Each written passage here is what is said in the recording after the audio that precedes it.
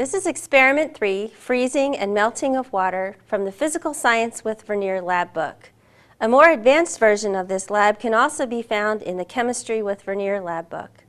In this experiment, we will investigate the freezing and melting temperatures of water. Start by filling a 400 milliliter beaker, approximately 1/3 full, with ice.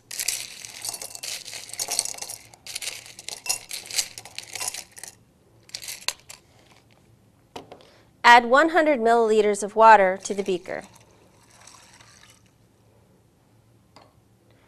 Add 5 milliliters of water to the test tube.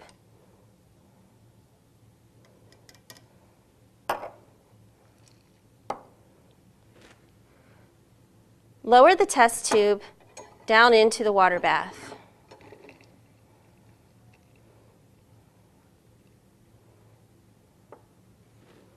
Place a temperature probe into the test tube and connect the temperature probe to LabQuest. Choose New from the File menu. In this experiment, we need to change both the rate and the length of data collection. To do this, tap on the word rate on the meter screen. This brings up the data collection dialog box. Change the rate to 0.1 samples per second. Change the data collection length to 900 seconds. And tap OK. And start data collection. After data have been collected for 30 seconds, you will be adding 5 teaspoons full of salt to the water.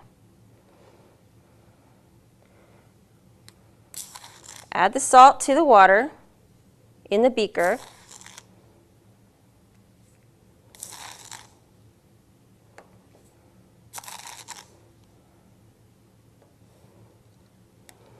And start stirring the water in the beaker. At the same time, gently move the temperature probe in the test tube. You want to keep the end of the temperature probe down in the water in the test tube because that's where we're investigating the freezing temperature of the water.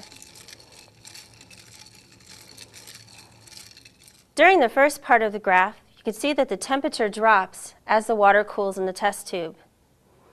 During this part of the graph, the temperature stays the same.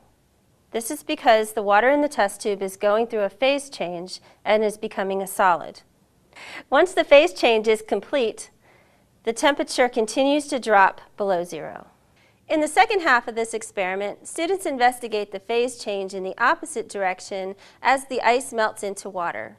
For full instructions and sample data, visit our website.